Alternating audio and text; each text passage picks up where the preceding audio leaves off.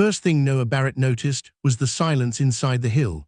Outside, the storm was hitting the mountain so hard that the thick glass on the south wall trembled in its frame. Snow blasted sideways across the ridge in white sheets. Pine branches snapped in the dark. Somewhere far below, a transformer burst blue against the sky, then another. Yet inside the buried house, a kettle gave off a soft hiss, and warm air rested against his face like a hand. He stood still with one glove half off, listening to the terrible noise outside and the deep, heavy calm inside, and he understood that the mountain had finally judged every house in the valley. Eli kept his eyes on the lights below town. One by one, they were going out. Big homes with stone columns. Vacation cabins with walls of glass. Places built to impress people from the road. He looked at his wife, June, standing by the stove with a blanket around her shoulders, and asked the question he had refused to ask for 2 years.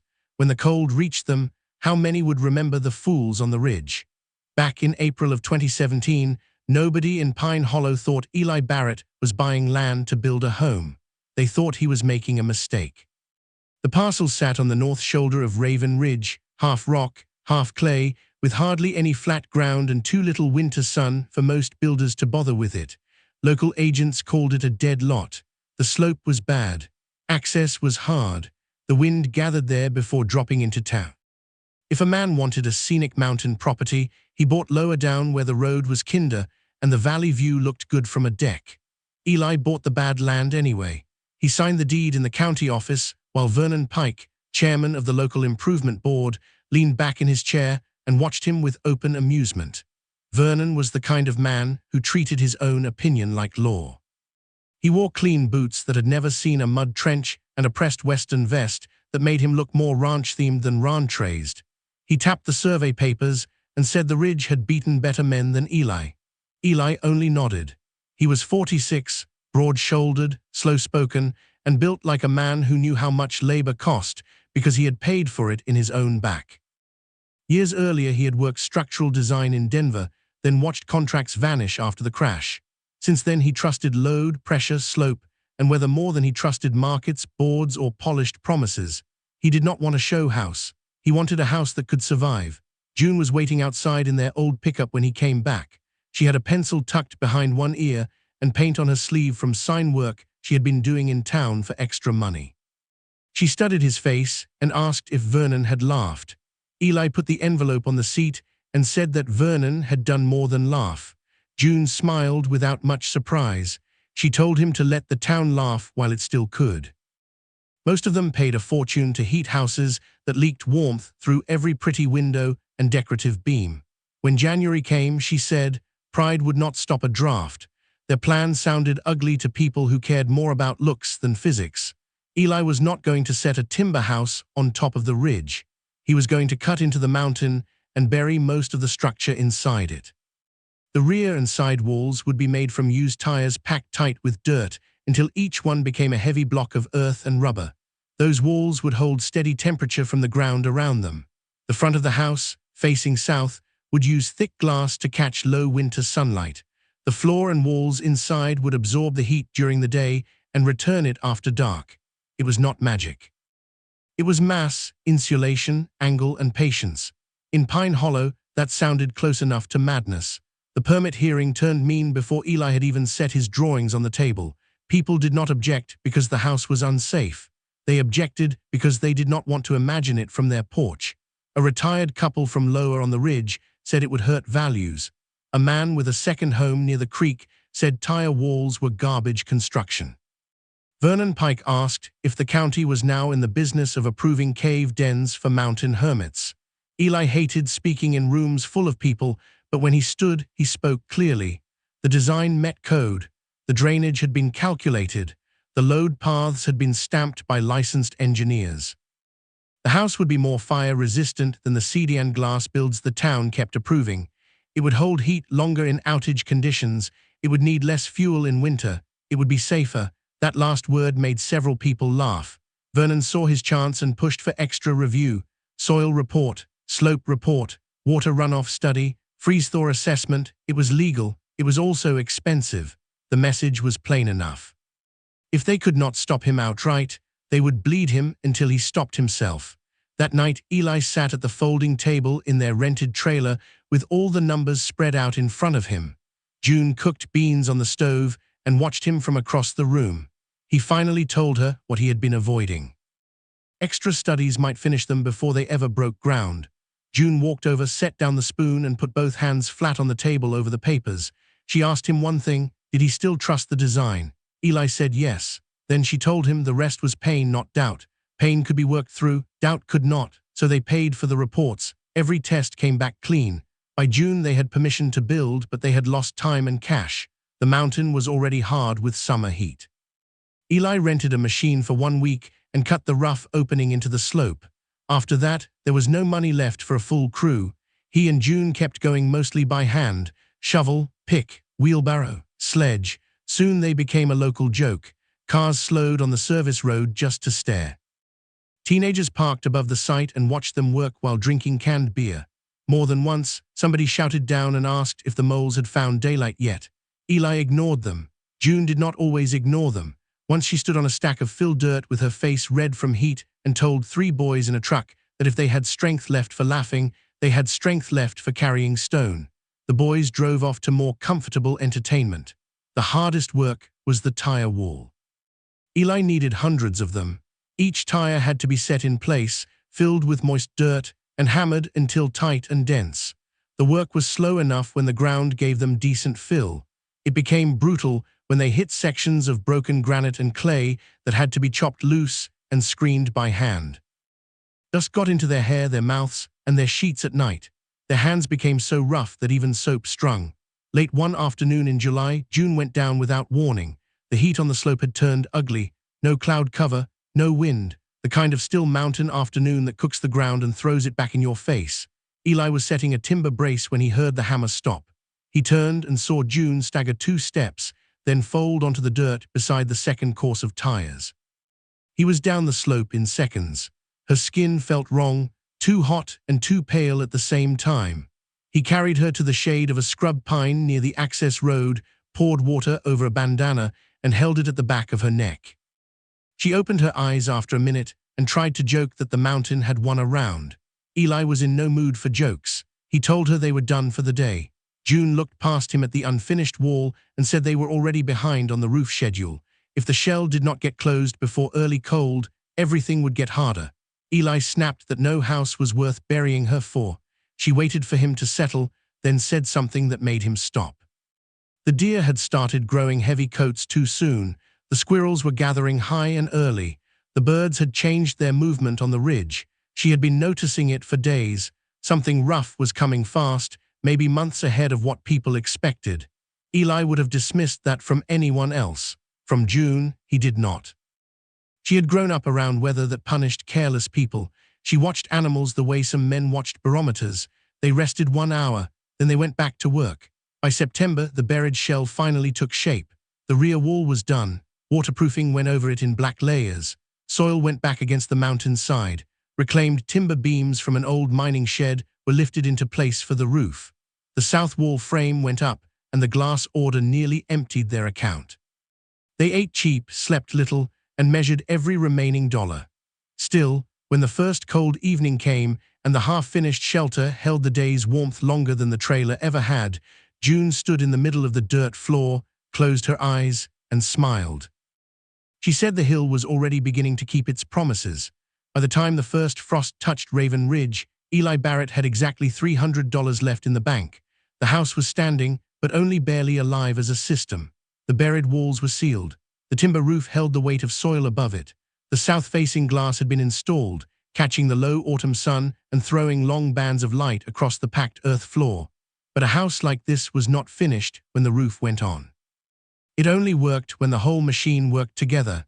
They still needed water storage. They still needed the battery bank for the solar panels. They still needed plumbing fixtures and proper interior plaster for the thermal walls. Without those pieces, the design would fail the first hard winter. Eli drove into Pine Hollow on a cold October morning to ask the bank for a small construction loan. The drive down the ridge took 20 minutes, but it felt longer that day. Every mile of road past houses that cost more than the Barretts would earn in 10 years. Huge cedar cabins, decks hanging out over the valley.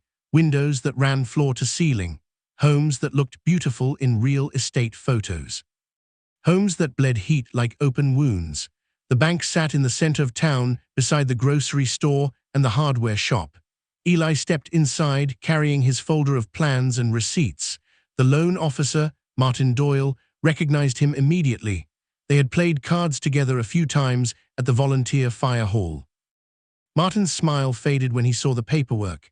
He listened politely while Eli explained the remaining budget. Eli kept the numbers simple. $5,000 would finish the system. Solar batteries, water tank, plumbing connections. With those installed, the house would operate without outside utilities.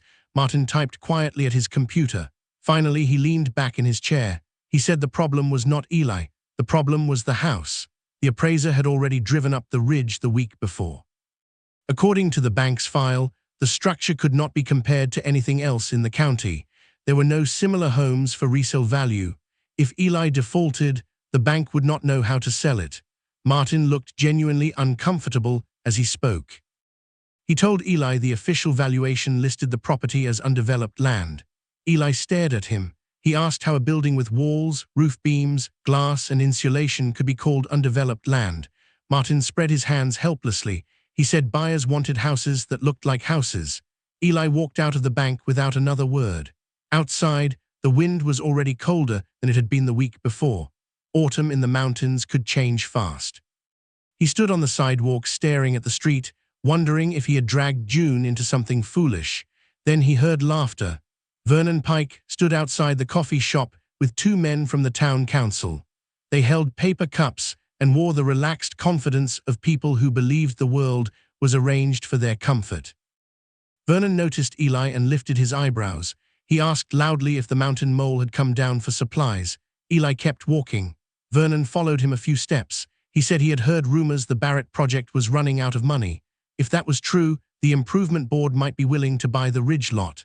They could tear down the tire wall and restore the view before it became permanent damage to the hillside. Eli stopped. He turned slowly and faced him. The cold air between them felt tight. Eli told Vernon something simple. He said Vernon should hope for a gentle winter, because the houses built for photographs would not hold if the mountain decided to show its teeth. The sheriff stepped out of the coffee shop just then and suggested everyone calm down. Eli walked away before the situation turned worse. When he reached the truck, he sat behind the wheel for several minutes before starting the engine. The numbers were finished. The bank would not help. He drove back up Raven Ridge under a sky that looked too clear for the time of year. The air had that dry, metallic smell that sometimes came before hard cold. June was outside when he arrived.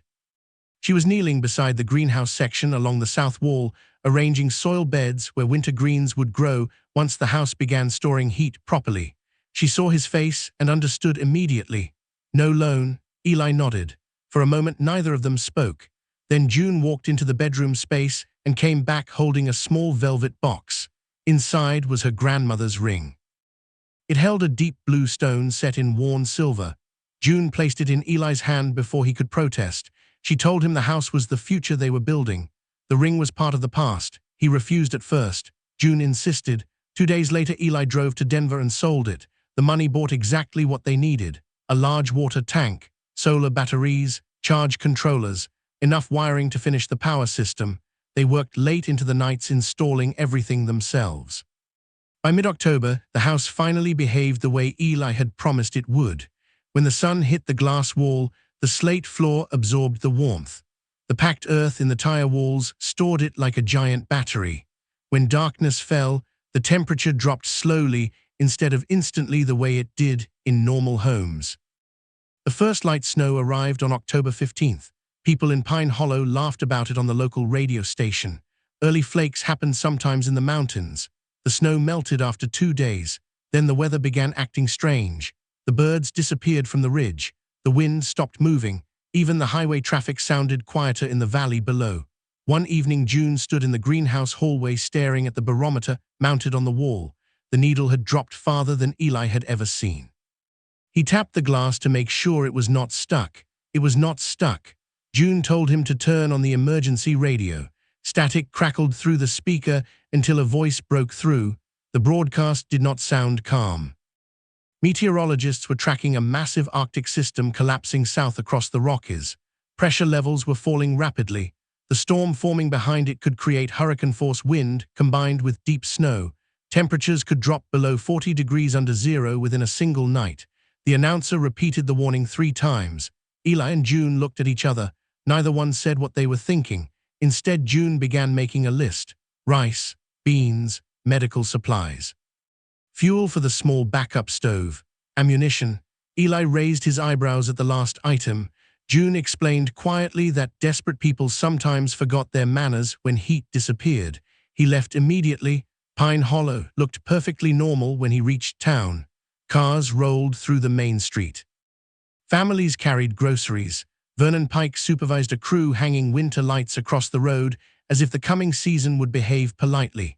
Eli pulled over and told him a storm was coming. Vernon laughed and pointed to the blue sky. He said people had been predicting the end of the world since the first snowflake fell in October. Eli drove to the grocery store.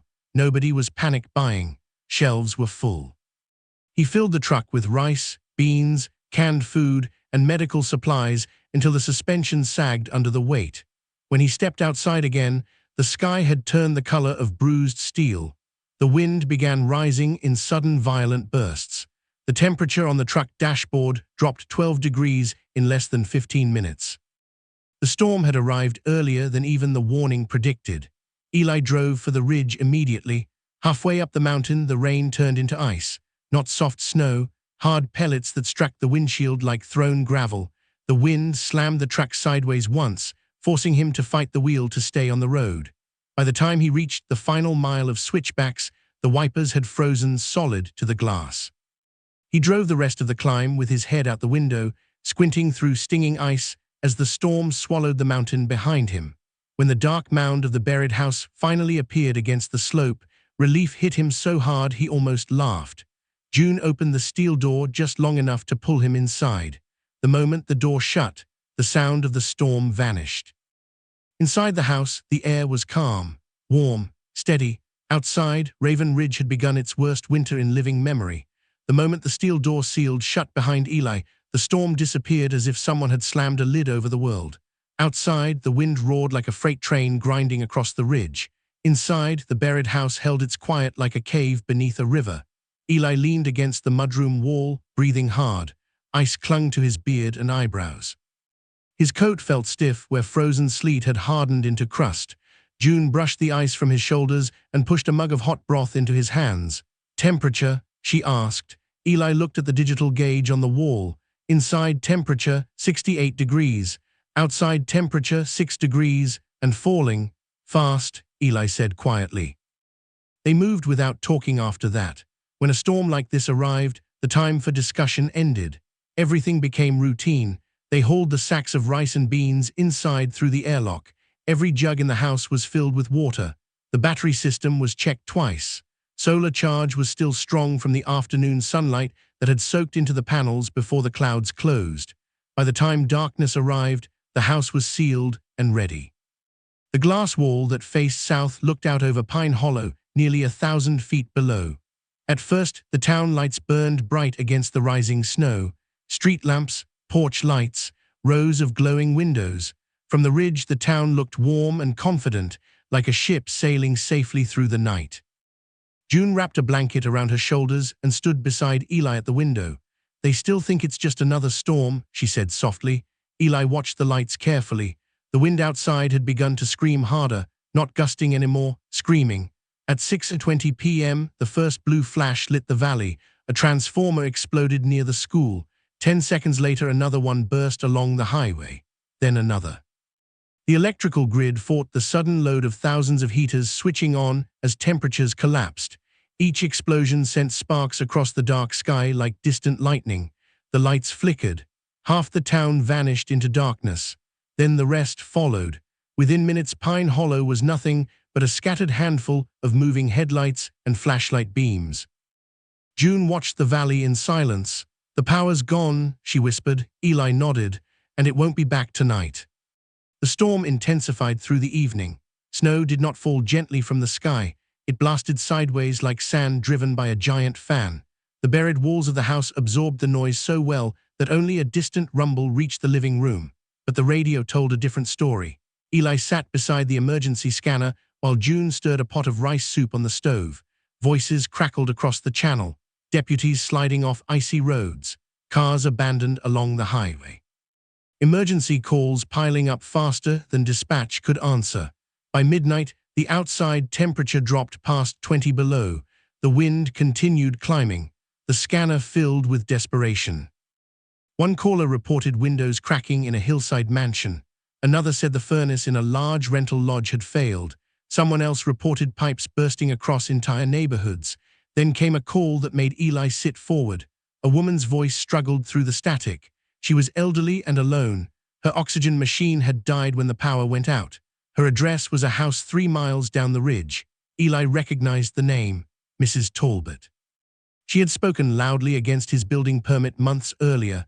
The dispatcher tried to send help. No vehicles could reach the house. Road crews had abandoned the plows because hydraulic lines were freezing solid. The line went quiet. Eli stared at the radio for a long moment. June sat beside him. "We should try to help," she said. Eli shook his head slowly. "If I start the truck, the diesel will freeze before I reach the highway. And the road, gone under snow already." Neither of them said anything more. The radio continued spitting out broken calls. Around 2 in the morning, the temperature outside reached -30. Then another voice appeared on the Citizens Band channel, a man shouting into the storm. The signal was rough but recognizable. "Vernon Pike. Mayday, anyone, please respond." Eli leaned closer to the speaker. Vernon's voice trembled with cold and panic. The north wall of his house had collapsed. Wind had shattered the giant glass windows facing the ridge. The interior temperature had fallen to near zero. His 2 daughters were inside, 7 years old. A trucker on the highway answered weakly through the radio. He told Vernon no one could travel in the storm. The roads were gone. If Vernon wanted to live, he needed to burn furniture and hide in a small room. Vernon began shouting again. Water pipes had burst. The basement was flooding and freezing. They were wet. Wet meant death. Hypothermia would come fast. Eli stood up slowly. June watched him cross the room and open the gear cabinet. He pulled out his insulated bibs, snow goggles, and climbing axe. "What are you doing?" she asked. Eli spoke calmly. "Pike's house is a mile down the ridge." June already understood. "You can't bring them back here." "No. They won't make the walk." "I know." Eli lifted a small portable propane heater from the shelf. "I can keep one room warm." June filled a thermos with hot broth and shoved it into his pack. She grabbed his collar before he pulled the mask over his face. "Come back," she said. "I will." The moment Eli opened the outer steel door, the storm hit him like a wall. Wind slammed against his body so hard he staggered sideways. Snow blasted through the air like flying sand. The world beyond the porch light vanished into a white blur. He stepped forward anyway. Every step felt like climbing through water. The snowshoes kept him from sinking too deep, but the wind kept trying to knock him down. He navigated by memory. Downhill meant town. After nearly 40 minutes, he reached Vernon's property. The house looked ruined. The entire glass wall had collapsed inward. Snow drifted through the living room. Curtains snapped violently in the wind. Eli circled toward the sheltered side of the structure and smashed a side window with the climbing axe. Inside, the temperature felt barely warmer than outside. Water from burst pipes had frozen across the hardwood floors. He found the family huddled inside a laundry room. Vernon's face looked gray with cold. His wife clutched both girls beneath wet blankets. For a moment, Vernon stared at Eli without recognition. Then he whispered the name, Barrett. Eli set the propane heater in the center of the small room and lit it. Blue flame bloomed inside the metal cage. "Move close," Eli ordered. The girls shuffled toward the heat. Life returned slowly to their faces. Vernon watched the heater with hollow eyes. Then he looked at Eli. "I'm sorry," he whispered. Eli leaned against the washing machine, exhausted. "Save your strength," he said. "The storm's just getting started." After an hour, when the girls had stopped shaking, Eli left them with the spare fuel tank. The climb back up Raven Ridge nearly broke him. The wind had grown even stronger. By the time he reached the Barrett house, he could barely feel his hands. June pulled him inside and slammed the door shut. Warm air rushed over him like sunlight. Eli collapsed onto the floor. "The town's finished," he said quietly. Outside, Pine Hollow was freezing. Inside the cave house, the heat of the earth held steady. And the mountain was not finished judging yet. Morning did not arrive with color or birds or any sign of a normal day. It arrived with silence. Eli woke before June and sat for a moment beside the small wood stove, listening to the strange, quiet pressing against the buried walls of the house. After 12 hours of screaming wind, the sudden stillness felt unnatural, almost frightening. He checked the wall thermometer. Inside, temperature 69 degrees. Outside, temperature -28. The house had not lost more than a single degree all night. Eli climbed the narrow ladder that led to the roof hatch. Snow resisted the door at first. He had to push with both shoulders before the latch finally broke through the drift above. Cold air poured down the ladder like water. When Eli pulled himself onto the roof, sunlight hit him so hard he squinted.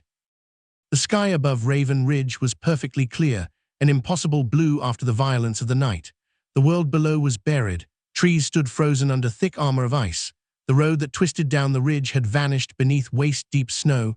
Even the highway in the valley looked like a pale ribbon disappearing into white hills. Smoke rose from several places in Pine Hollow. Not chimney smoke, black smoke. The kind that came from house fires. People trying to heat homes the wrong way. Eli studied the valley carefully. At first he thought his eyes were playing tricks on him. Then he saw movement. A line of dark shapes struggled up the old logging road that climbed Raven Ridge. People, dozens of them, some leaned on sticks. Others supported children or elderly neighbors. Blankets flapped behind them in the windless cold. They were climbing toward the ridge, toward the only house on the mountain that still had clear glass and no smoke above it, toward the cave house. Eli dropped back through the hatch and sealed it. June was waiting below. "How bad?" she asked. 40 people, Eli said, "maybe more coming behind." June stared at him. "We can't hold that many." Eli nodded. The house had been designed for 2 people, maybe 4. The air system, the water system, the waste system, everything had limits. But people freezing in the valley did not care about system limits. They cared about warmth. Eli walked to the gun cabinet and opened it. June tensed. "You're not going to shoot anyone." "No," Eli said calmly. "But when panic starts, people stop listening." He slung the shotgun across his shoulder and stepped into the airlock. The first group arrived minutes later. They did not knock. One man collapsed against the glass wall outside the entry door. His breath fogged the surface before he slid slowly to the ground. Eli recognized him, Nathan Cole, the same banker who had refused his loan. Eli opened the outer steel door. The sound of the crowd hit him instantly. People crying, people coughing, children whining weakly from cold. "Back up." Eli shouted, "Everyone back away from the door." They moved clumsily through the snow, too exhausted to argue. Eli pointed to a woman holding a small child wrapped in a blanket. "Children first," he said. The crowd obeyed almost automatically. 5 people entered the airlock. Eli sealed the outer door before opening the inner one. Warm air spilled over the group. 2 of them began crying immediately. June stood ready inside with blankets and cups of hot water. Eli closed the inner door, then he opened the outer door again. 5 more people, then 5 more. The system worked slowly but safely, cycle after cycle. Door open, door closed, heat preserved. It took nearly an hour to bring them all inside. When the last survivor stepped through the airlock, 62 people filled the small underground house. Every inch of floor space vanished. People sat along the greenhouse hallway beside the planter beds. Others huddled under tables or leaned against the thick plaster walls that hid the packed tire structure behind them. The air quickly became humid from breath and wet clothing. Eli climbed onto the small kitchen platform and looked over the crowd. These were the same neighbors who had mocked his house, the same people who had called it a garbage cave. Now they leaned gratefully against the walls of packed earth that held the heat, keeping them alive. Nathan Cole sat beside the stove, shaking violently as circulation returned to his frozen hands. He touched the curved wall behind him. Warm, solid. He whispered something that nobody heard. The emergency phase passed slowly into the survival phase. By evening, the house temperature had climbed to 73 degrees simply from the heat of 60 human bodies. Eli opened a skylight vent slightly to release excess moisture. Then he addressed the room. "We have 2 problems," he said. the toilet system and the food. People listened quietly. Fear had removed their pride. The septic system is built for 2 people, Eli continued.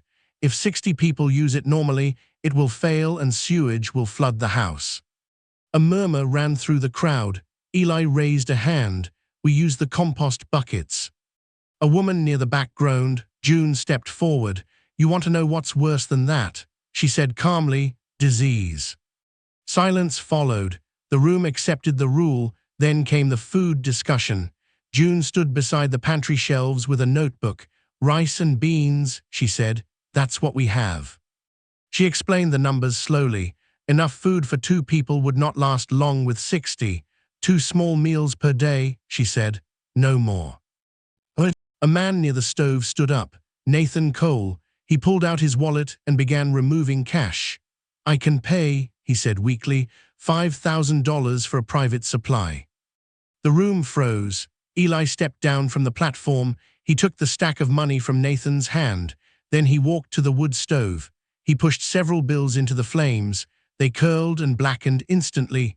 Paper burns well, Eli said quietly. That's all money is worth tonight. Nathan slowly lowered his head. Later, after the food had been distributed, the mood inside the house began to change. People studied the structure around them. The curved earthen walls, the thick plaster surfaces, the quiet warmth radiating from the floor. Vernon Pike sat against the south wall with his daughters wrapped in blankets. He looked up at Eli. This wall, he said softly, the tire wall. Eli nodded. 800 tires, he replied, packed with dirt. Vernon shook his head slowly. We fought you over that. It holds heat, Eli said. The sun charges it during the day. The earth releases it at night. Vernon studied the room. His neighbors were alive because of those walls. We built houses to look good, Vernon said quietly. You built one to survive. Eli did not answer. Outside, the cold still ruled the mountain, but inside the buried house, warmth and hard lessons spread together. By the second night, the buried house had stopped feeling like a home. It had become something closer to a lifeboat. 62 people filled the underground rooms. The air felt thick with breath and damp clothing.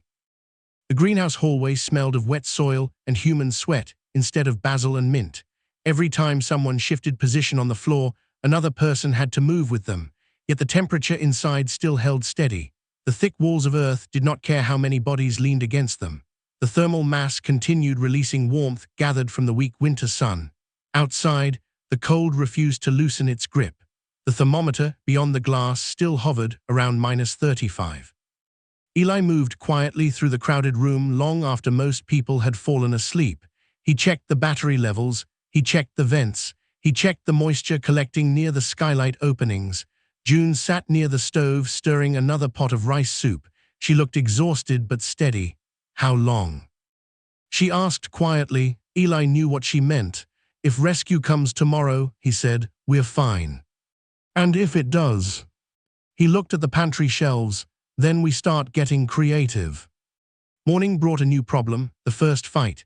It started quietly near the greenhouse beds. 2 men argued over a blanket. Voices rose. Someone shoved someone else. The sound of panic spread through the room faster than the cold ever had. Eli stepped forward before the situation turned worse. He did not shout. He simply picked up the shotgun and rested it across his forearms. The argument stopped immediately. We survive together, Eli said, or we don't survive. Nobody argued after that. Later that morning, the steel entry door rattled violently. Several people jumped. Eli moved to the airlock and looked through the small viewing port. A familiar face stared back through the frost. Sheriff Daniel Mercer. The sheriff looked barely able to stand.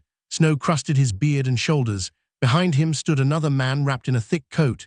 Eli opened the door. Mercer stumbled inside. The second man followed. It took a moment for Eli to recognize him, the local radio meteorologist. Communications tower collapsed, Mercer said between breaths. Phones are dead. Radio's barely working. He looked around the packed house. So this is where everyone went. Eli helped him sit down. What about the town shelter? Eli asked. Mercer rubbed his frozen hands together. The school gym is packed. How many people? 400. The room fell silent. The generator failed 2 hours ago, Mercer continued. Temperature inside the gym is dropping fast. Eli felt the blood drain from his face. You want me to bring them here? Mercer shook his head immediately. I'm not insane. He looked around the crowded underground house again. You're already over capacity. Then what do you need? Mercer leaned forward. We need you to teach us. Eli frowned. Teach you what? How you built this? The sheriff explained quickly. There was a warehouse on the edge of town. Inside were stacks of used tires waiting for recycling transport. The building had thick concrete walls and a strong roof.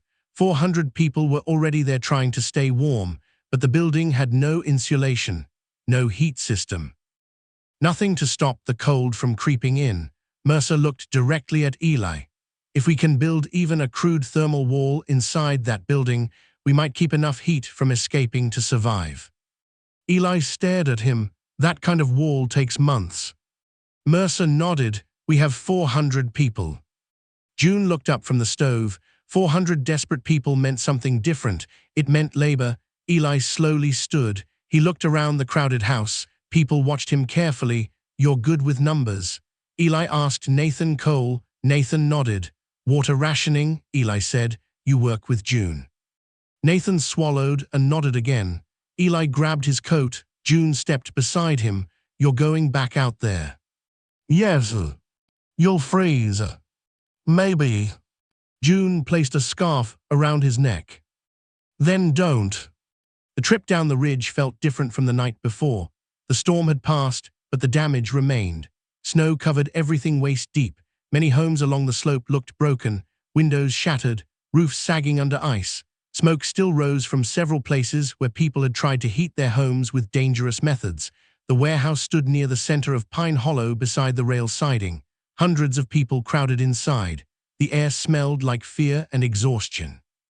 Eli stepped into the building and immediately began studying the space. Concrete floor, metal roof, huge empty interior, no insulation, no heat retention. It was the worst possible shelter in extreme cold, unless they changed it. Bring the tires, Eli said. Human chains formed instantly. Men, women, teenagers, even older residents began rolling tires across the floor. Others filled buckets with frozen dirt from outside. Eli showed them how to pack the soil inside the tires using sledgehammers. At first, the work looked ridiculous. Lawyers and office workers pounding dirt into rubber rings. But within hours, the first rows began forming a curved barrier inside the warehouse. A giant wall. Layer by layer, the structure grew. The idea was simple. The tires would trap earth. The earth would trap heat. The curved wall would create a smaller chamber inside the massive building where warmth from wood stoves and body heat could accumulate instead of escaping into the open space. By the second day, hundreds of tires had been packed. The work never stopped. Teams rotated every few hours. Some cut wood for fires, others hauled dirt, others packed tires. Nobody talked about property values anymore. Nobody talked about appearances. People talked about survival. On the fifth morning, the sky finally cleared. The sun returned. Temperatures climbed slowly above zero. When state plows finally forced their way into Pine Hollow 2 days later, they did not find a frozen town. They found a town that had barely endured. The Barrett house on Raven Ridge still stood exactly as it had before the storm, but something in Pine Hollow had changed, and that change would last much longer than the snow. When the state plows finally reached Pine Hollow, they arrived slowly, like machines pushing into another world. The storm had ended days earlier, but the cold still held the valley in a hard grip. Snowbanks towered over the roads like frozen waves. Entire streets looked abandoned. Cars sat buried halfway in drifts where drivers had left them during the first night of the blizzard. The convoy of orange-plowed trucks rolled through town with grinding engines and flashing lights. What the crews expected to find was a disaster zone filled with frozen houses. What they actually found surprised them. The town was wounded, but it was alive. Smoke rose from the warehouse on the rail siding where 400 people had sheltered behind the crude thermal wall built from tires and packed earth. The interior of the building looked rough and improvised, but the heat from the stoves had stayed trapped long enough to keep everyone alive. Across Pine Hollow, damage told the story of the storm. Luxury cabins with giant glass walls had lost entire sections of their exterior. Frozen water from burst pipes had split wooden floors and destroyed drywall. Several expensive homes had partially collapsed when wind and snow pushed against structures built more for appearance than endurance. The Barrett house on Raven Ridge looked almost untouched. Only the roof hatch showed signs of the storm where snow had piled high against it. The thick earthen berms around the structure had protected the walls from wind. The heavy soil above the roof had insulated the interior like a giant blanket. Outside, the last of the rice soup simmered quietly on the stove. June stood over the pot with a wooden spoon, measuring the final portions carefully. The food supply had lasted almost exactly as long as she had predicted. Eli stepped inside from the greenhouse hallway where several survivors had been helping harvest spinach and kale that had grown slowly along the sunlit windows. "The plows made it into town," he said. A ripple of relief moved through the crowded room. Some people laughed softly. Others simply closed their eyes. After 6 days of rationing and waiting, help had finally reached Pine Hollow. Rescue teams spent the next 2 days restoring emergency power and transporting injured residents to nearby hospitals. Temporary generators were installed at key buildings. Water lines were thawed carefully to avoid further ruptures. Many families returned to their homes only to discover that the structures could not be saved. Burst pipes had flooded walls and insulation. Mold would follow once the thaw began. Insurance adjusters would later describe the damage across the valley as catastrophic. But the storm had not taken lives, not in Pine Hollow. The Barrett house on Raven Ridge had held 62 people alive through the worst cold the town had ever recorded. The warehouse wall, built from tires and packed earth, had protected 400 more. When the emergency phase finally ended, people returned to their normal routines slowly, as if the world had shifted slightly beneath their feet. Spring arrived late that year. Snow lingered along the north slopes well into April before finally melting away. Streams overflowed their banks. Mudslides scarred sections of the highway. As the ground softened, the true damage left by the blizzard became clear. Nearly half the homes on the upper ridge required major reconstruction. Several mansions built with wide glass walls and decorative timber frames were condemned entirely. Builders from outside the county arrived to assess repair costs. But something unusual happened during those rebuilding meetings. People began asking different questions, not about appearance, about survival. What angle should windows face to capture winter sun? How thick should insulated walls be? How much thermal mass could a structure hold? 6 months after the storm, Eli Barrett stood on the patio outside his Barrett house, watching the morning light creep down Raven Ridge. The air smelled of wet soil and pine needles. Birds had returned to the forest. The mountain looked peaceful again, almost innocent. A truck rolled slowly up the gravel drive. Eli recognized the driver before the engine even stopped. Vernon Pike stepped out wearing dusty work boots and a shirt streaked with drywall powder. The confident polish he once carried around town had softened into something quieter. He walked up the steps holding a rolled set of blueprints under one arm. "Morning," Vernon said. Eli nodded. Vernon unrolled the drawings across the patio table. The design showed a partially buried home built into the slope below the ridge. South-facing glass, thick earthen walls, a central thermal mass corridor. It was not identical to Eli's house, but the principles were unmistakable. "The new building committee approved a resilience code," Vernon said carefully. "Homes on the ridge need to survive storms like the last one."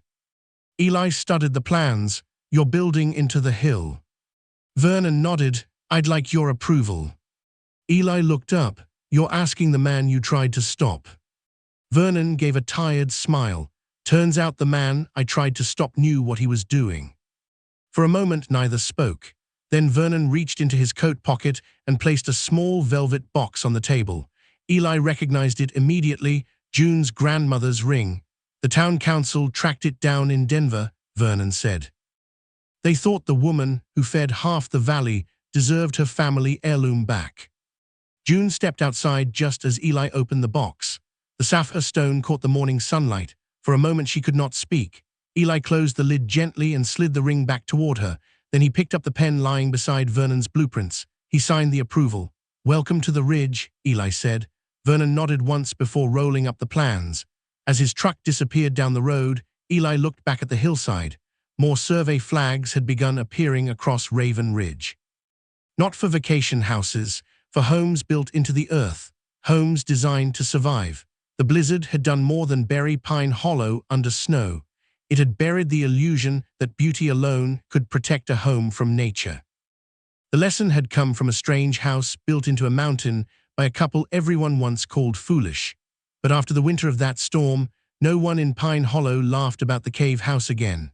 Because when the lights went out and the temperature fell toward death, the only place left warm on Raven Ridge had been the house built from dirt, patience, and the quiet logic of the earth itself.